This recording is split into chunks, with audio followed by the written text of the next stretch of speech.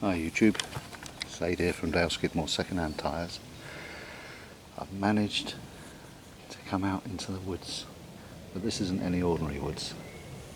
This is a campsite called Badgells Wood, and it's near Mepham, North Kent. And it took us about an hour to drive here, most of it on the motorway, and then down a road that got narrower and narrower. I think we're quite near one of the flight paths for Heathrow probably, because there's a lot of planes flying over at the moment, but it's not intrusive. It's a beautiful woodland. This is all coppice chestnut mostly, some birch in here and some other bits, other trees, haven't got around to identifying. And Kath's with me, but she's gone off to the loo. She didn't want to be included in the video. Let's say we've just got here in time to chop up a bit of firewood and get a brew on. We've been sitting there chilling, and I've got a bad knee at the moment. My car's not far away, but we're in the middle of this beautiful woodland. I'm going to decide where we're going to pitch our tarp, probably in this area, and spend a couple of nights here. Got my hat in the tree, hanging up. It's beautiful and warm, sunny and shady in here, so we're having some green time. Have to buy wood. It's £10 for a bag of wood, but that's going to last us a long time because we're not going to need a fire to keep warm, just for cooking. And we're going to spend some time walking around tomorrow maybe, and then home on, what day is it? It's Wednesday today, home on Friday morning. I was going to do one night, and then Kath was able to get the time off work, so we said let's make it 2, because I hate packing up the next morning to come home. And we've got to be out of here by 11. And it's nice because we've got loos and everything here, so Kath was happy to come along. She doesn't like the idea of spending time out in the woods without a proper loo. But it's nice to get out and get some green time, and it's nice that she's come along as well. So she's been working hard just lately. She's moved up in her job. She's a nurse, and she's moved up to being sort of like a charge nurse, in charge of sort of setting everything going and all sorts of stuff, and it's meant a lot of extra work, so it's nice that she's able to take the time off. So I'll finish this here and get back. We'll set up the tarp and the camp later on, and then I'll maybe bring you back then just to show you what we've done. I'm not going to show you how we do it because everyone has got their own ways of doing things, and there's plenty of ways that you can find out what to do for setting up anyway. So I'll see you later. Back to my coffee. Back on the old Shaky Dave Steadicam here. Put the tarp up nice and high. It's about 6 foot odd off the ground, because I can still walk under it without stooping much.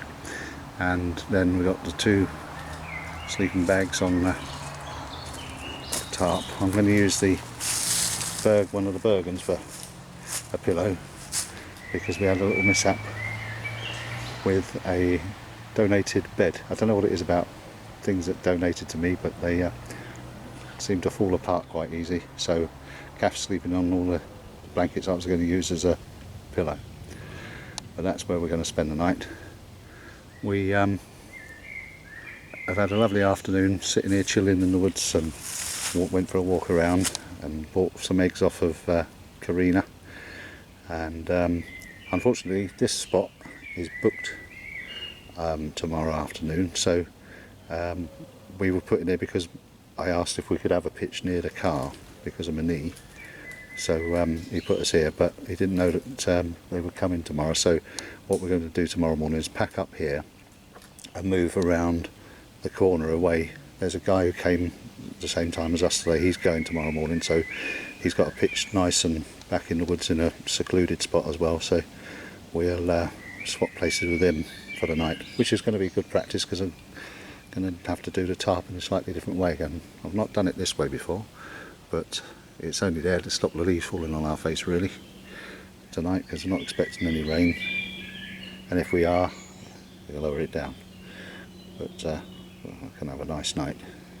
I'm going to put the fire on in a minute and cook our dinner, and then an egg for breakfast, and move the gear. It is nice. We found out about this place through a guy called Matt, MI6. He's changed his name a few times. There's Bry Grills and a few other names. I'll put what I can find on the screen. They're from North Kent, two lads, and certainly one of them spent a few nights here over the last year, and we've I've watched his videos and I've checked the place out, and it's a great place to be. I think we might be coming back here some odd times through the year, and if you come in the week there's hardly anyone here, especially on school time, term time. There's only people here seeking solitude and solace, so perfect. Right, I don't know if I bring you back for any of the dinner or anything like that. It's only a bit of old steak and some bakies, stuff like that. So if I don't see you before, I'll see you in the morning. Starts to feel more like home when you start the fire going. These the logs are well seasoned. There's some chestnut and some what was it you said? It's hornbeam in amongst this lot, and apparently that burns really well. So we're going to let this build up and then chuck on the spuds and wait till it's time to cook the steaks. See you later. Morning YouTube. Having a lovely morning here. Great night's sleep, and I think we both slept all right, didn't we? Yes, we did. Don't know if you could hear that, but we got to unpitch and move around because this site here was booked up for today. Unfortunately, when I made the booking, I chose to go to another place where you'd have to tab in with a wheelbarrow full of gear or whatever, and the fact my knee had gone, I asked if we could do a pitch close to the car. So when Karina got here, she said that it had already been booked up for someone who's staying here for 6 nights. So, and they'd asked for this spot, which I can see why, because it's absolutely gorgeous. It really is nice, and that meant that my plan of having a base for 2 nights was really, I don't know what she's doing over there, not on, so we've got to move, but we found somewhere to go and pitch up, and so we're going to have breakfast and then move on. There's the car, look, not very far away at all. It's a little bit close to a road, this spot, but it was quiet last night. It's only a small road. And the birds were all went to bed early. The planes even stopped flying over, which was good as well, because I know quiet today as well, but look, yesterday afternoon there was a lot of birds, a lot of planes flying around, but they lessened in frequency. It's not obtrusive anyway, it's just like, you know, they're there. But yeah, this was a really nice night.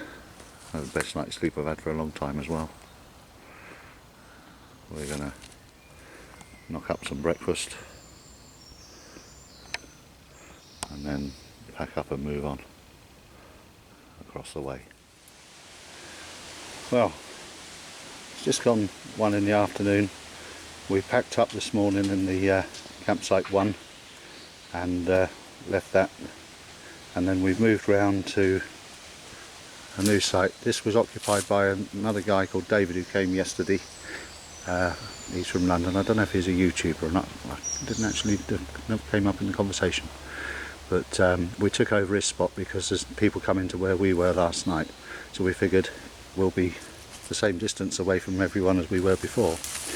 And so once we got cleared up, we went for a walk around whilst David was packing up his stuff, and we went for a walk around the whole site. It's about 50 acres altogether. There's some of it is camping, some of it's not camping. It's restricted for nature walks, and some of it you can't go on because it's too delicate an environment at the moment for anyone to go in, and basically it's quite overgrown anyway, so you wouldn't get through very far.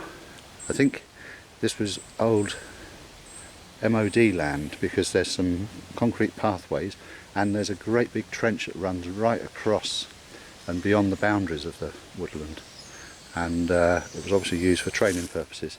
So we got set up again just as we were in the other place. Don't see any point in changing the thing because it worked, and nice and high over us, keep the leaves off, and the bed's on the ground. We swapped over this evening.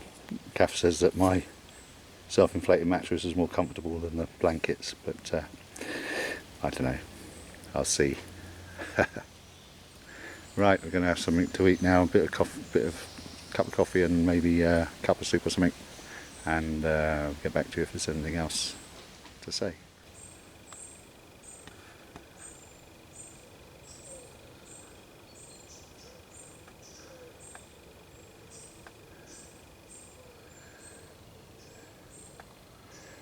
This is one of the camping pitches. You could set up under this oak tree, and you've got the fire pit there in the middle. There's only a brazier here, can't see any brick ones, but imagine waking up every morning with that mighty oak over your head. We went for a walk this morning, and I didn't take the camera with me. We had an hour to kill whilst we were waiting for the pitch we wanted to move on to become vacant, and we went for a walk up around, and we saw some fantastic trees, some real ancient woodland, and some wonderful pitches right off grid, right away from everywhere, and walked around some lovely old woodland. Really is a great place.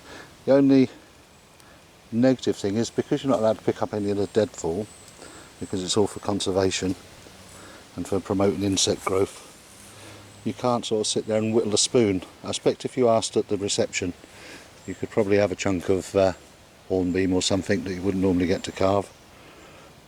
But that's the only thing. Of sitting there this afternoon thinking, oh, I wonder if I'd walk along there and ask him for a block of something and sit there and whittle a spoon or something, but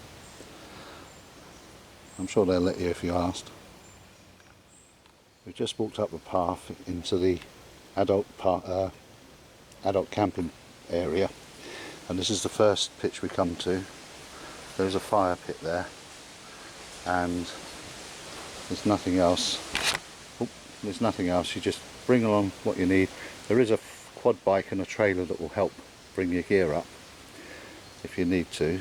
Like I say, we just come up. This is the first pitch we come into, but it's quite a big area, and there's good separation all around, all the pitches, even down where we are. There's very few that you can see across to the next pitch, and certainly at the moment I think we're one of only 2, possibly 3 parties here. But up here you're absolutely on your own. There are loos nearby as well, but you're really off grid here. It's just like turning up in the woods, really. And for a sort of like somewhere you can wild camp for a week and go off on trips around and about with your car, I don't think you could beat it. It's 15 quid a night, £16 at weekends and peak times. Tenner for a thing of wood that lasts easily 2 days, maybe even more. In beautiful surroundings, friendly people. It's great. Loved every minute of it. And we still got more I'd like to go. This is one of the biggest enclosures we've found, and there's 3 oak trees in here, and it's called Stags. It's got a dead hedge all the way around to confine, you know, to define the area. And there's another couple over there in the background. Each one's got one oak tree in it, but it's nearly as big as a football field. Obviously for a big party, so they cater for all sorts of sizes of groups, from people who want to get lost in the woods for a couple of days or a day, up to people who want to party. I'd imagine that the rules are about acoustic instruments only and no noise after 10, so that's plenty of time for anyone really. But these are beautiful oak trees. There's a few knees going begging the knees for some shipbuilding. Might come back up here with me stealth chainsaw.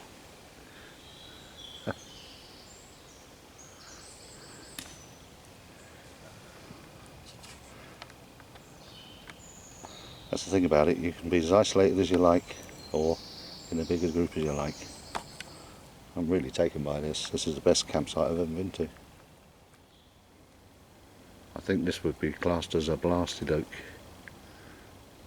Most of the branches seem to have been smashed off.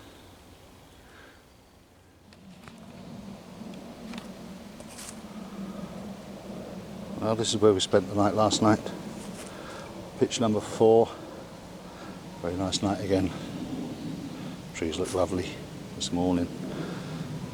We've had a great time. Stealth nurse Kathy and myself. And we're off to the recycling bins now, and then back to reception and say thanks and goodbye. It's been a great 2 days away, nice break, and I say everything's been really lovely. The campsite's beautiful, the woodland is astonishingly gorgeous, and I imagine that this would be an absolute heaven for kids to come on holiday to. I certainly would have liked somewhere like this when I was a kid. And the various sort of pitches that you got here, from adults, really secluded places that you're way away from everyone, from tiny little sort of like one person plots up to huge parties, and it's all in this gorgeous woodland just north of Maidstone. It's amazing, and they do a great job of managing it. There are a lot of places you can't really go, but there's a lot of places you couldn't really go anyway because they're overgrown, but they're protected to maintain the wildlife.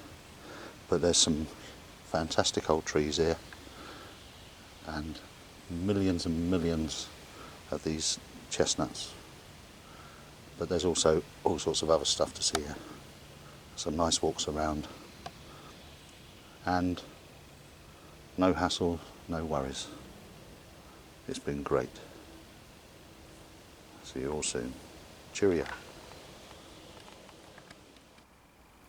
Well, I've just come back up to check on the fiberglassing I was doing today, and it's gone off nicely. I've just been editing up this film and thought I'd do a little bit to end for a recap of what we did. It was great that Kath was able to come out with me and spend a couple of days together, all alone, away from everything.